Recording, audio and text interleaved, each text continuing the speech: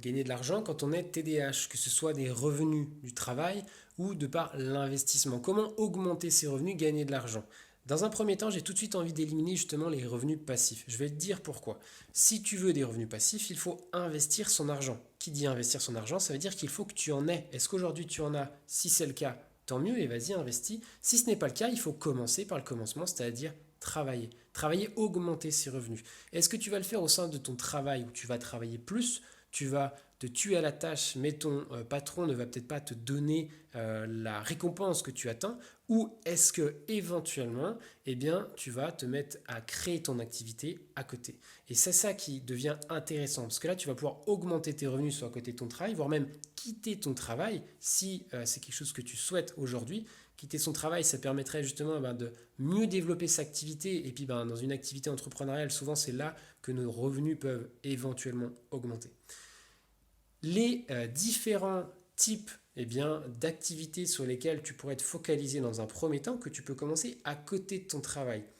Ça va prendre quelques à plusieurs heures par semaine. Attention, ne te base pas sur ce qui se raconte sur Internet, qui des fois est 15 minutes par jour. Ça n'existe pas.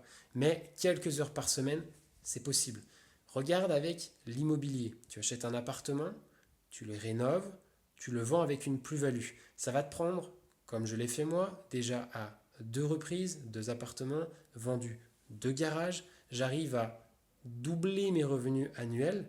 Ok, je suis dans une association, je ne gagne pas beaucoup. Mais qu'est-ce que c'est gagner 15 000 euros en une année à côté de son travail quand tu n'y passes que 5 à 10 heures par semaine pendant une période? En gros, dans l'immobilier, on va considérer que 2-3 mois pour trouver un bien, pour commencer à l'acquérir avec le notaire, avec la banque, on va arriver à 4-5 mois, tu fais les travaux, 5-6 et un peu plus. Et puis au final, tu vas soit le revendre rapidement au bout de 8 à 10 mois, soit éventuellement le louer et du coup gagner des revenus pendant des années derrière. Mais tu vois, on parle de même pas une année. Ça va être une courte année sur laquelle tu vas faire 5 à 10 heures par semaine en plus de ton travail et pas toutes les semaines. Si jamais tu veux plus de détails, j'ai déjà fait d'autres vidéos à ce sujet-là sur justement ma chaîne, donc va aller voir sur l'immobilier très précis. D'autres types de revenus qui sont possibles, il y a des personnes qui sont sur le e-commerce.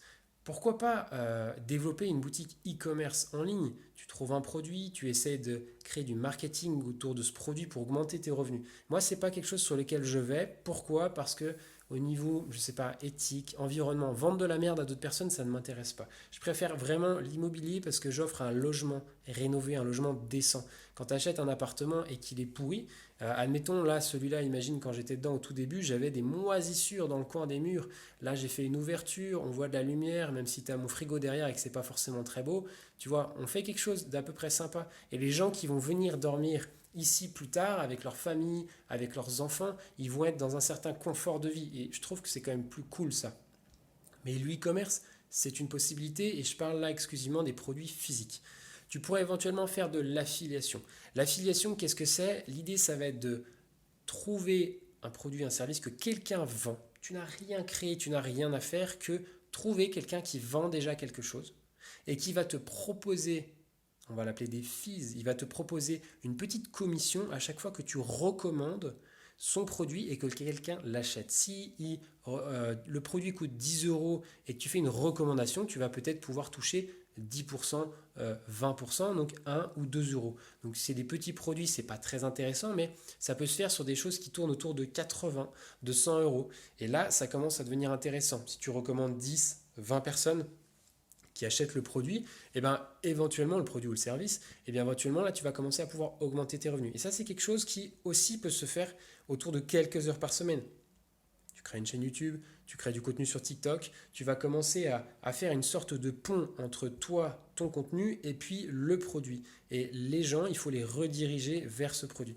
Et à partir de ce moment-là, éventuellement, augmenter tes revenus. Alors, moi, je vais être très honnête avec toi, j'en ai jamais fait. Pourquoi est-ce que je ne le fais pas? Parce que d'une certaine manière, je dépends des autres, je dépends du créateur. Si le créateur arrête sa société, s'il arrête de créer ses produits, ses services ou de les délivrer, je dépends de lui et du coup je ne suis pas autonome, je ne suis pas indépendant. Et ce dont on parlait dès le début, c'était, je ne sais pas si on peut dire l'indépendance financière, mais quelque chose comme ça, où c'est moi qui ai ma propre marque, qui a mes propres idées et qui vend mes propres produits. J'allège mon bras parce que celui-là commence à me faire mal, donc je me mets un petit peu avec l'autre.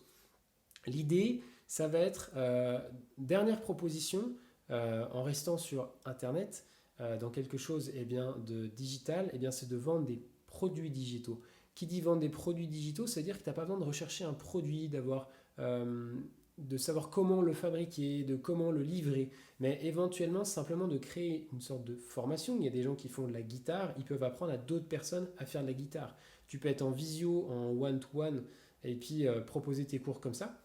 Tu pourrais faire, je sais pas, de l'hypnose. Il y a tout un tas de personnes qui ont tout un tas de possibilités. Il y en a qui vendent des formations dans l'immobilier, il y en a qui vendent des formations dans tout un tas de sujets, dans l'éducation. Et l'idée avec ça, c'est de créer du contenu une fois. Au début, tu peux apporter du coaching. Après, tu pourrais éventuellement déléguer le coaching. Et puis ensuite, une fois que tu as délégué le coaching ou alors que tu as créé ta formation en vidéo, tu as moins de choses à réaliser. Tu vas juste t'occuper du trafic des personnes. Est-ce que les personnes consultent ton contenu et puis vont pouvoir acheter ton produit? Est-ce qu'il va falloir que tu fasses de la publicité pour vendre le produit? Mais le produit, lui, il a été créé une seule fois. Comparaison avec l'immobilier, par exemple, je fais un appartement, je le rénove. Alors si je le loue, oui, je vais avoir des revenus récurrents des loyers pendant longtemps. Mais du coup, la somme d'argent gagnée, elle va être, on va dire, faible. Si je fais un achat-revente, que je revends rapidement l'appartement, je peux faire une grosse plus-value. Mais j'ai fait une seule action et j'ai une seule fois des revenus. Du coup, il va falloir que je trouve un nouvel appartement et que je crée je rénove un autre appartement pour avoir une nouvelle fois des revenus. Une fois que tu as créé ce produit digital, après, si jamais tu alimentes avec ces quelques heures par semaine pour avoir du trafic, éventuellement, à partir de ce moment-là, tu vas avoir ces revenus récurrents qui vont rester dans le temps. Et ça ne s'appelle pas un revenu passif, mais on n'en est pas très loin, tu vois. Tu limites le temps de travail par rapport à ce que tu peux éventuellement gagner. Après, d'une certaine manière, est-ce qu'il faut rester absolument focus et avoir une seule source de revenus? Je pense que c'est le plus intéressant au début. Choisis, que ce soit l'immobilier, le e-commerce, que ce soit autre chose. Peu importe, choisis ce qui te plaît, fais quelque chose de focus. Et puis une fois que tu as une activité qui s'est bien développée, essaye d'en développer une deuxième à côté. Et ça viendra dans un futur. Dans tous les cas, ce qu'il faut que tu commences par faire, c'est de quoi tu as besoin? Qu'est-ce que toi tu as envie? Qu'est-ce que tu es prêt à faire? De définir ton pourquoi. Quelles sont les contraintes qui aujourd'hui t'empêchent de mener le projet que tu as envie de réaliser? Est-ce que vraiment c'est simplement parce que tu as la flemme? Est-ce que c'est parce que tu es TDAH et que tu as du mal à passer à l'action, que tu procrastines un petit peu tout ça? Peut-être que tu as simplement besoin de définir un petit peu tes pourquoi. N'hésite pas à aller voir dans la description, je peux t'aider justement à définir ce pourquoi. Qu'est-ce que je veux mettre en place réellement? Et puis peut-être, si je l'espère, ça peut t'aider. N'hésite pas à me le dire dans les commentaires, à faire ce choix, et ça me ferait le plus grand plaisir, et voir, je pourrais, si ça n'a pas marché, améliorer justement cette définition des pourquoi, voire t'aider à planifier justement les étapes pour t'aider à réaliser cette création de revenus complémentaires, voire qui remplaceront carrément ton travail. Et ça, c'est pas beau ça? Si tu peux avoir cette forme de liberté, on rêve tous de ça d'une certaine manière. Sur ce, je te souhaite une très bonne fin de journée. On se dit à bientôt. Ciao!